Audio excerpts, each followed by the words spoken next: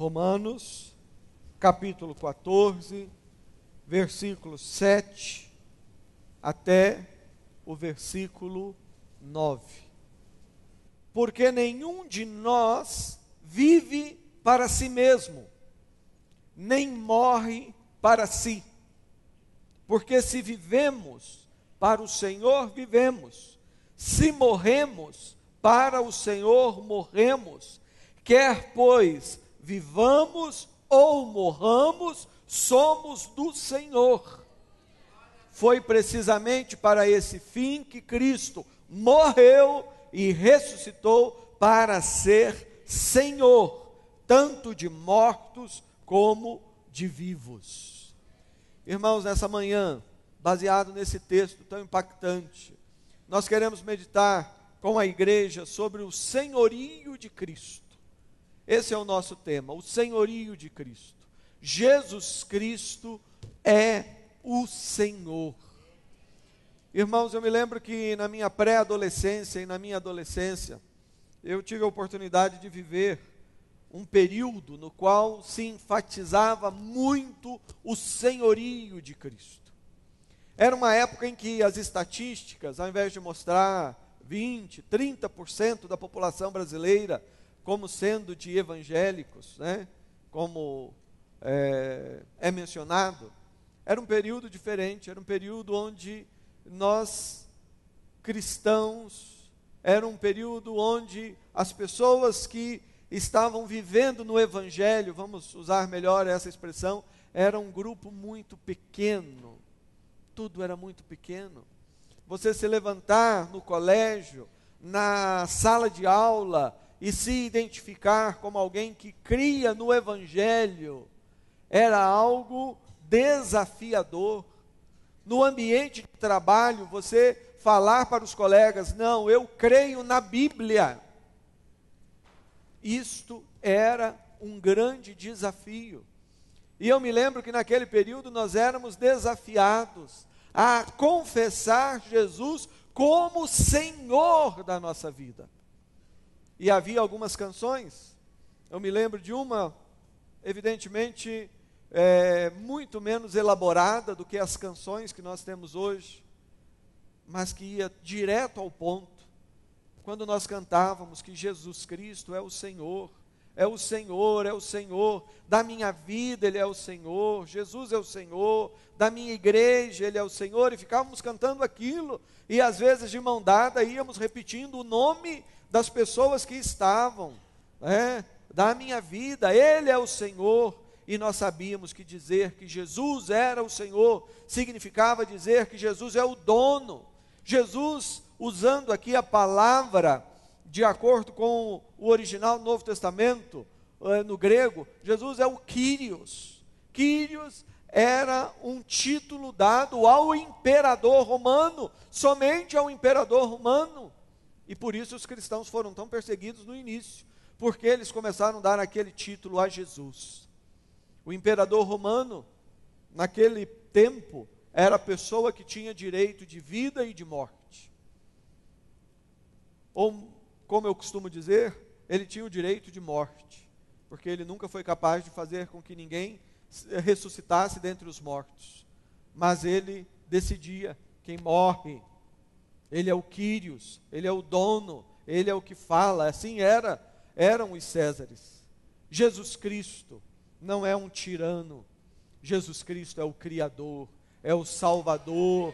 Jesus Cristo é quem nos ama. Jesus Cristo foi aquele que antes da fundação do mundo, quando o Pai, o Filho e o Espírito Santo, apaixonados que estavam por esse projeto que está em andamento de criar um universo que reflita a glória de Deus, Jesus Cristo foi aquele que nos amou tanto ao ponto de dizer: eu vou à cruz, eu me faço carne, eu me faço criatura, eu pago o preço para que esse projeto maravilhoso seja executado.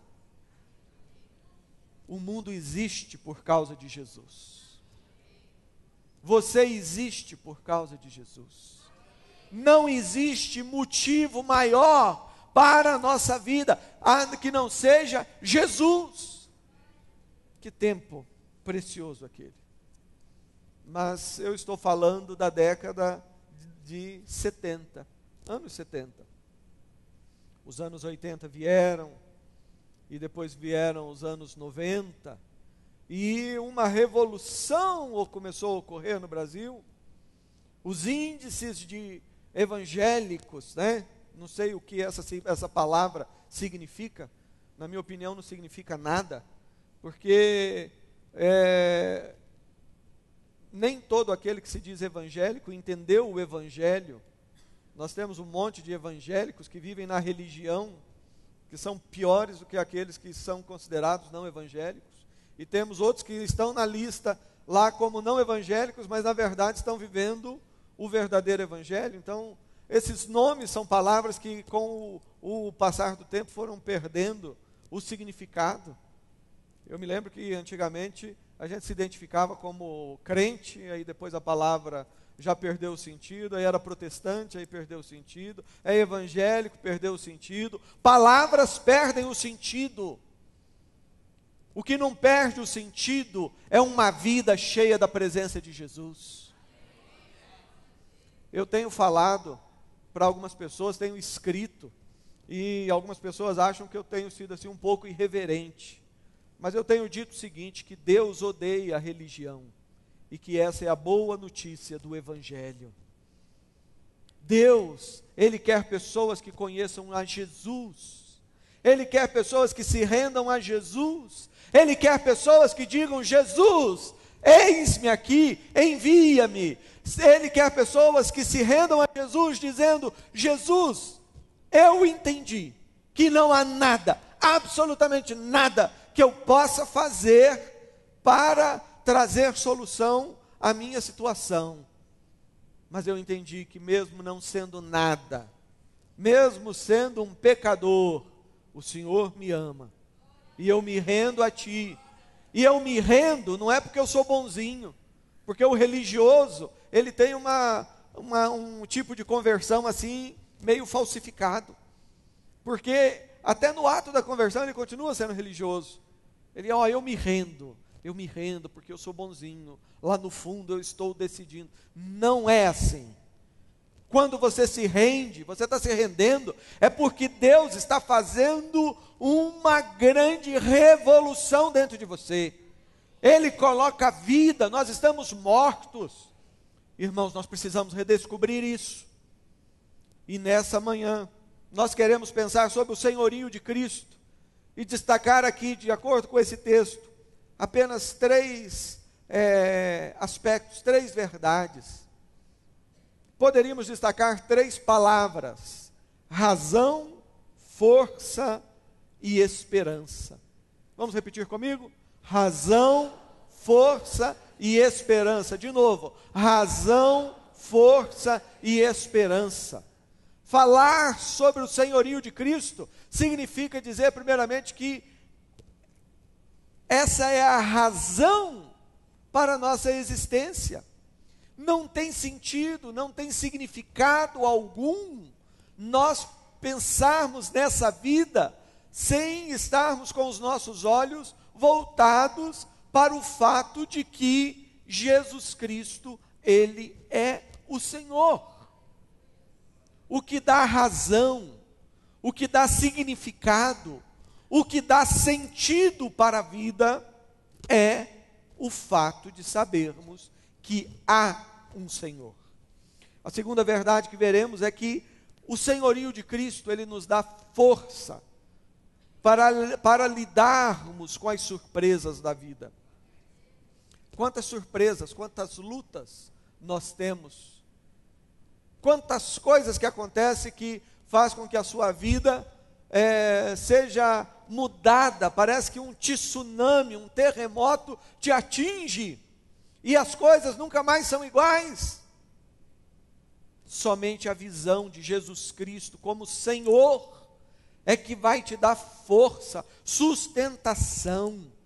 Irmãos, esse evangelho antibíblico, que diz que Jesus é o cartão de crédito que vai te ajudar a comprar as bugigangas que você quer, e que com esse monte de bugiganga você vai ser feliz, esse evangelho não é da Bíblia. Foi Satanás que criou isso. E Satanás entende de Bíblia, desde o início. O verdadeiro evangelho é Cristo. Esse evangelho falsificado não vai te dar forças na hora da provação, na hora da luta, na hora da dificuldade. Nessa manhã, Deus ele quer trabalhar com você lá no fundo do seu coração, para que você entenda o que é o senhorio de Cristo, e saia daqui com isso na mente, e saia fazendo desse o seu grande projeto. E finalmente o senhorio de Cristo nos dá esperança, porque esse mundo, se nós olharmos ao nosso redor, se nós pensarmos na vida sem a esperança que nós temos em Jesus Cristo, nada faz sentido. Nada faz sentido. Que sentido tem você trabalhar, estudar, e depois envelhecer, morrer, acabar, se isso fosse o fim? Que sentido tem um mundo tão terrível? Eu publiquei lá na minha página no Face um clipe de uma música que fala: o mundo coberto de sangue. Como que eu vou viver nesse mundo que de fato está coberto de sangue e horror, se não é a visão de Jesus Cristo? Cristo como Senhor. Mas vamos olhar para o nosso texto, versículo 7. Porque nenhum de nós vive para si mesmo, nem morre para si. Irmãos, que frase profunda. Ninguém vive para si mesmo. Aqui você tem a essência da afirmação. Aqui você tem a essência dessa verdade maravilhosa que afirma que Jesus Cristo é o Senhor. O que significa dizer: ó, Jesus é o Senhor, ó, o Senhor me ama? Com a mesma emoção que você diz: o Senhor me ama, você, com essa mesma emoção e convicção, você diariamente diz: eu não estou vivendo para mim mesmo. Não vou pedir para ninguém levantar a mão. Talvez você ainda não tenha sido confrontado com essa pergunta: mas para quem você está vivendo? Não, eu estou servindo ao Senhor, eu não fui lá na festa que o Senhor falou, eu estou aqui na igreja. Mas não é disso que eu estou falando. Você pode estar aqui, mas você está aqui não em função do projeto de Deus, você está aqui em função do seu próprio projeto. Você está aqui porque você já fez a sua agenda, você está aqui porque você vive para você mesmo, você está preocupado com as suas coisas, você imaginou uma vida para você, você estabeleceu metas. Mas eu pergunto, os seus objetivos, os nossos, eu me incluo no grupo, os nossos objetivos, as nossas metas, os nossos sonhos, isso é nosso ou é revelação do Senhor no nosso coração? Quantas vezes nós temos orado dizendo: Senhor, me revela qual é o seu projeto para a minha vida? Quantas manhãs nós temos orado com sinceridade dizendo: Senhor, eu agradeço esse dia, não sei se vou estar vivo ao final dele, mas uma coisa eu sei, eu estou vivo para viver, não para mim mesmo, eu estou vivo para viver para o Senhor. Deus não é um Deus de migalhas, aleluia, então Ele vai me dar um monte. Não é isso que eu estou falando, eu estou falando que Ele não aceita migalhas de ninguém. Você percebe como a nossa mente ela está carnal? Você percebe como que há algo errado na maneira dessa geração entender o seu relacionamento com Deus? Porque nós, ao invés de termos uma vida centralizada em Cristo, nós temos uma vida centralizada em nós mesmos. Nos anos lá que eu mencionei, quando se enfatizava o senhorio de Cristo, havia algumas expressões e alguns cânticos. Tinha uma que dizia, usava a palavra cristocêntrico. E a gente cantava, cristocêntrico, Cristo é o centro. E falava pelas ruas da cidade, pelas nações, eu vou proclamar, Cristo é o centro, cristocêntrico, Cristo no centro. É isso que é ter Jesus como Senhor. Mas o que é que nós vemos hoje? Nós vemos uma geração que tem Jesus na boca, mas tem uma vida egocêntrica. Ego, uma palavra grega, que significa eu. Egocentrismo, é eu que estou no centro. E é por isso que tem problemas de relacionamento. Uma família onde todo mundo é egocêntrico, não tem curso que consegue colocar em ordem se não ocorrer transformação de vidas. A grande bênção é que os nossos cursos, Deus tem usado isso para fazer muita gente entender. Aleluia, participe do curso. O que eu estou falando, e vocês entenderam, é que não tem nada que vá dar jeito à nossa vida se nós continuamos vivendo uma vida egocêntrica. Não tem como ter comunhão numa igreja se as pessoas são egocêntricas. Ah, fulano sentou no meu lugar. Não, mas aquele cargo eu que queria. Não, mas era isso eu que queria fazer. Gente, a única sociedade existente na terra em que ninguém precisa competir com ninguém é o corpo de Cristo. Porque no corpo de Cristo tem espaço, tem dons, tem atividades para todo mundo. E quando eu vejo gente brigando por causa de posição dentro do corpo, eu penso, está faltando aqui compreensão do projeto de Deus. Está faltando aqui tirar o eu do centro e colocar Jesus no centro.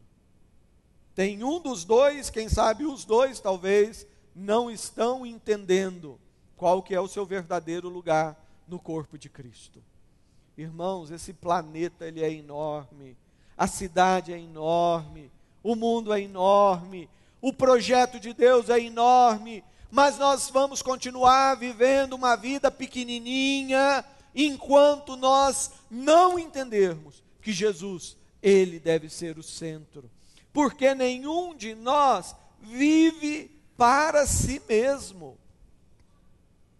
E eu quero dizer o seguinte, que isso em certa medida se aplica até na vida dos ímpios. Mesmo aquele ímpio, mais afastado de Deus, ele vive, mesmo sem querer, ele vive para Deus, no sentido de que Deus que tem o controle da vida dele. Deus é que o leva para cá, o leva para lá, e que coloca o limite dos seus dias. Agora, o senhorio de Cristo, ele dá razão para a nossa existência, porque o texto diz aqui, porque nenhum de nós vive para si, nem morre para si. Irmãos, é essa afirmação que estende o nosso horizonte. É essa afirmação que abre os nossos olhos para nós entendermos que é o senhorio de Cristo que nos dá força para enfrentarmos a dor do túmulo. É o senhorio de Cristo que nos renova a energia quando você tem que sepultar um ente querido, quando você entende que é para o Senhor que nós vivemos, e é para o Senhor que nós morremos, porque nós pertencemos ao Senhor. E a palavra de Deus nos diz que Deus não é um Deus de mortos, mas é um Deus de vivos. E quem disse isso? Jesus Cristo. A Bíblia diz que o amor é mais forte do que a morte. A Bíblia diz que o amor jamais acaba. Isso é uma grande verdade quando nós experimentamos o amor de Deus na nossa vida. Isso é uma grande verdade quando o amor de Deus nos envolve. Jesus, Ele é o Senhor dos vivos e os dos mortos, porque nenhum de nós vive para si mesmo, nem morre para si mesmo. Se você está aqui vivo, você não está vivendo porque você quis, nem porque os seus pais quiseram. Você está aqui porque o Senhor do universo, aquele que controla até a nossa calvície, porque a Bíblia diz que nenhum cabelo cai se Ele não permite. Se você está aqui é porque o Senhor do universo planejou você. Para Ele nós vivemos.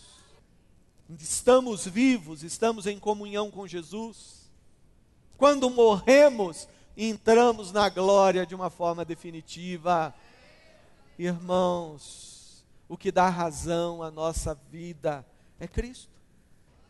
Porque, versículo 8, porque se vivemos, para o Senhor vivemos. Se morrermos, para o Senhor morremos. Quer pois vivamos ou morramos, somos do Senhor. E aqui nós temos o nosso segundo ponto, irmãos, que é o senhorio de Cristo, que nos dá força para vencer os dilemas da vida.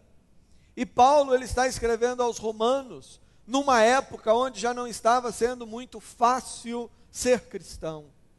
Ele estava escrevendo numa época onde muitos já tinham pago com a própria vida, e alguns com a própria vida e com requintes de crueldade, já tinham pago com a própria vida o seu amor e o seu compromisso com Cristo.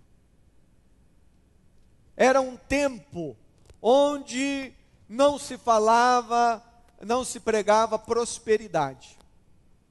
Irmãos, Deus, Ele quer nos prosperar? Sim, Deus nos abençoa, Deus é Pai amoroso, tem abundância, mas às vezes a grande bênção que Ele pode fazer para alguém é tirar tudo que ela tem, deixar ela no zero, precisando de cesta básica, para ela perceber quem é Deus.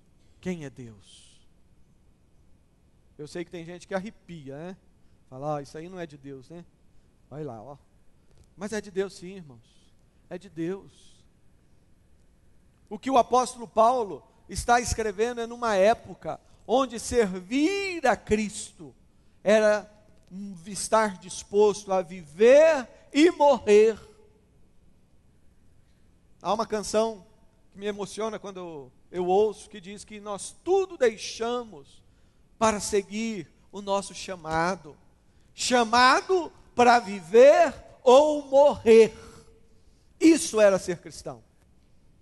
Nos dias que Romanos foi escrito, isso era ser cristão. Nos dias que Romanos foi escrito, não existia pastor usando Rolex de ouro. Não existia pastor andando de Ferrari. Não existia bispo e sei lá mais quem, morando em cobertura de luxo. Não existia pessoas afastando o povo de Deus com tantas mentiras. No tempo que Romanos foi escrito, a mensagem de Deus era essa: me siga, larga o que você tem, deixa o barco para trás. É ouvir o chamado de Deus. E qual é o chamado de Deus? Não é chamado para ficar rico. Deus é um Deus rico, Ele pode prosperar, abençoar, aleluia, Ele faz. O chamado de Deus é para ter Jesus como Senhor. O chamado de Deus é para ter uma vida comprometida com o reino. O chamado de Deus é para estar pronto para viver e para morrer. É estar pronto para ir no meio da selva ou para ir para uma cidade grande. O chamado de Deus é para sair da cidade grande e ir lá para o interior da África. O chamado de Deus é para você assumir posturas sérias diante desse mundo. Mas, irmãos, viver o senhorio de Cristo é viver para Ele, é estar disposto a morrer por Ele. Quer pois vivamos ou morramos, somos do Senhor. Quer vivamos ou morramos, somos do Senhor. Quer a nossa família viva, quer a nossa família morra, nós somos do Senhor. Quer sejamos cobertos de honra, quer sejamos perseguidos, somos do Senhor. Irmãos, nós precisamos redescobrir o senhorio de Cristo na nossa vida. Falar que Jesus é Senhor é falar, Jesus é dono, Ele é o dono. O que você está fazendo com a sua vida é o que o dono da sua vida quer que você faça? A maneira de você gastar os seus dias e o seu tempo é o jeito que o dono da sua vida quer que você gaste? A maneira de você usar o seu próprio corpo é a maneira que o dono do seu corpo quer? E o dono do seu corpo é Jesus? Ah não, pastor, não vem com essa, agora é outra época, são outros tempos. Eu sei, são tempos, são outros tempos. São os tempos que se aproximam do dia em que a semelhança de Sodoma e Gomorra, fogo e enxofre, há de consumir essa terra, há de trazer juízo antes da maravilhosa restauração que por fim Deus há de fazer. Querido, você precisa ter Jesus como Senhor. Você não sabe o que vai acontecer com você amanhã. Você não sabe das lutas e das dificuldades. Você precisa ter Jesus como Senhor. Você também não sabe das grandes alegrias e privilégios que Deus tem reservado para você. E Paulo diz, olha, eu sei viver contente em toda e qualquer situação. Eu sei sofrer e eu sei ser honrado. Eu tenho experiência com escassez, eu tenho experiência com abundância. Tudo posso em Cristo que me fortalece. Eu preciso do senhorio de Cristo para ter forças, não apenas para enfrentar lutas e dores, mas eu preciso do senhorio de Cristo para me dar forças, para também administrar aquilo que Ele colocar em nossas mãos para administrar. Irmãos, irmãs, Satanás tem cegado gerações, feito as pessoas pensar que tudo se resume a essa pequena quantidade de tempo que nós passamos aqui. Que grande mentira! Satanás tem cegado as pessoas com mentiras teológicas. Mentiras teológicas dizendo que, olha, quando você morrer, você vai esquecer de tudo. Não vai haver ressurreição, isso vai ser destruído, e não sei o que tem. Mentira, mentira, mentira, mentira, mentira. O que a palavra de Deus nos diz é que tudo foi criado por Cristo, por meio de Cristo, para Cristo. Dele são todas as coisas, e Satanás não vai tirar um grão de areia da herança de Cristo. E a palavra de Deus diz que nós somos herdeiros de Deus, co-herdeiros com Cristo. Se com Ele sofrermos, com Ele seremos glorificados. Aleluia, irmãos. Você precisa disso, é o senhorio de Cristo que nos dá força. Foi precisamente para esse fim que Cristo morreu e ressuscitou, aleluia, para ser o Senhor, tanto de mortos como de vivos. Aleluia, irmãos. É o senhorio de Cristo que nos dá esperança. Qual que é a sua esperança? Não, a minha esperança é equilibrar as finanças da empresa. E daí eu vou conseguir ter caixa para poder fazer isso, fazer aquilo. Não, a minha esperança é estudar meus filhos, para que de repente ele possa ser isso, aquilo, ter um futuro. Qual que é a sua esperança, meu irmão? A nossa esperança é Cristo. Quando Jesus, Ele é o Senhor, nós sabemos que todas essas bênçãos maravilhosas são simplesmente presentes preciosos que Deus nos dá. Mas Jesus, Ele é o Senhor. E diz aqui que foi precisamente para esse fim. Qual o fim? O fim de ser Senhor de vivos e de mortos. Existe uma heresia por aí, e às vezes você não fala e as pessoas ficam com aquilo na cabeça. Uma heresia que fala do sono da alma. E essa heresia, ela diz o seguinte: não, quando você morrer, você vai ficar dormindo. A alma vai ficar dormindo, quieta lá. Até o dia de Jesus voltar e todo mundo acorda de uma vez só, e daí há um julgamento e tal. Isto é heresia. O que é uma heresia? Heresia é um ensinamento que não é bíblico. É um ensinamento aparentemente bíblico. Tessalonicenses, o apóstolo Paulo, ele diz o seguinte: olha, vocês não devem ser ignorantes em relação aos que dormem. Por que ele falou dormem? Porque ele já estava falando com gente com o coração doído. Ele estava falando com pessoas com o coração dolorido por causa da perda. Perda faz o coração sangrar. E ele estava escrevendo para irmãos que o coração estava sangrando. Sangrando por quê? Porque o pai, a mãe, a irmã, o tio, alguém, um querido amado, tinha sido morto por causa da sua fé. E ele diz, então, ao invés de falar, não fica aí sofrendo por aqueles que morreram. Porque a palavra morte, na cultura grega, assim como na nossa, por causa do mau entendimento, dá sempre aquela ideia de acabou, virou pó, pronto. Então, o apóstolo Paulo, carinhoso, com o carinho que o Senhor Jesus pôs no seu coração, ele usa essa expressão, dizendo: olha, eu não quero que vocês sofram por causa daqueles que dormem. Porque o Senhor Jesus Cristo, quando voltar, soada a trombeta, aqueles que estiverem mortos ressuscitarão primeiro. Os que estiverem vivos encontrarão com Jesus nos ares. Mas qual que é a cena que a Bíblia está descrevendo? É Jesus vindo com bilhões de pessoas, os remidos, triunfantes, vindo, e naquele momento um milagre acontecendo na terra.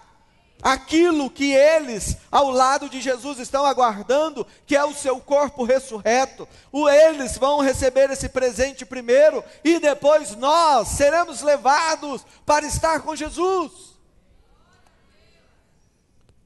Jesus Cristo disse ao ladrão da cruz: hoje você vai estar comigo no paraíso. Na parábola do rico e do Lázaro, o Lázaro morreu e naquele momento já estava na glória. Foi precisamente para esse fim que Cristo morreu.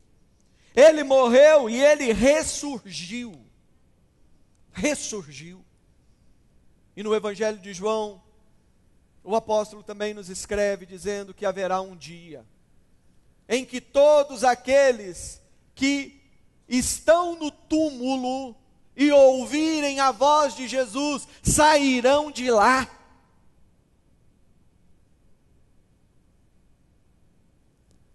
Irmãos, não sei se você entendeu, mas o que a Bíblia está falando é que um dia as sepulturas, mundo afora, irão abrir. Não foi apenas aquela pedra enorme que cobria o sepulcro de Jesus que rolou. Não, todos os túmulos vão abrir, e de lá sairão aqueles que foram lavados, comprados, regenerados pelo sangue de Jesus. Porque a Bíblia diz que o senhorio de Cristo, Ele é eterno. Deus não é Senhor de mortos, Ele é Senhor de vivos. E se eu sei que a minha vida é eterna, eu não vou desperdiçar a minha vida. O que adianta o homem ganhar o mundo inteiro e perder a sua alma? Esse texto, que eu acabo de citar, ele não está falando de salvação. A palavra alma ali, ela significa vida.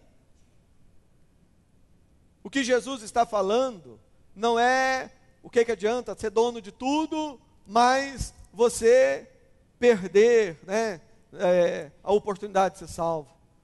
Ele está falando algo mais profundo, está falando para você que já é salvo. Ele está falando o que te adianta ganhar um monte de coisa e quando chegar diante de Deus, Deus olhar para você, te abraçar e falar só que você desperdiçou a sua vida. Você desperdiçou. Você gastou seu tempo com um monte de bobeira, de bobagem, que não tinha nada a ver com aquilo que eu queria que você fizesse. Você vai ser abraçado, você vai lá para a glória, aleluia. Mas muitos vão chegar lá, como diz a Bíblia, salvos pelo fogo. Vão chegar lá, não vão ter a alegria de ganhar um abraço de outra pessoa que não seja de Jesus.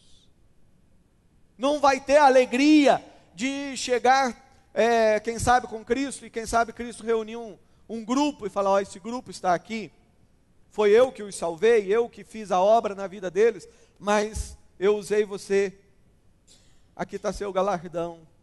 A alegria de ver tantas pessoas aqui, e de repente vir tantas pessoas te abraçando, e agradecendo, e louvando, e adorando a Deus por aquilo que Ele fez na sua vida. Como é que você está gastando a sua vida? Meu irmão, nós precisamos gastar tempo de joelhos, primeiramente confessando a Deus o nosso pecado, e pedindo, Senhor, me perdoe, e me ajude a compreender o que é fazer de Jesus Cristo o Senhor da minha vida. Vamos nos colocar em pé, irmãos. Senhor Jesus, nós louvamos-te por essa palavra, pedimos, Pai, acrescenta a tua bênção, e faça com que a tua palavra, que não volta vazia, opere nesse coração, essa grande obra, e que o senhorio de Cristo seja uma realidade nas nossas vidas, em nome de Jesus.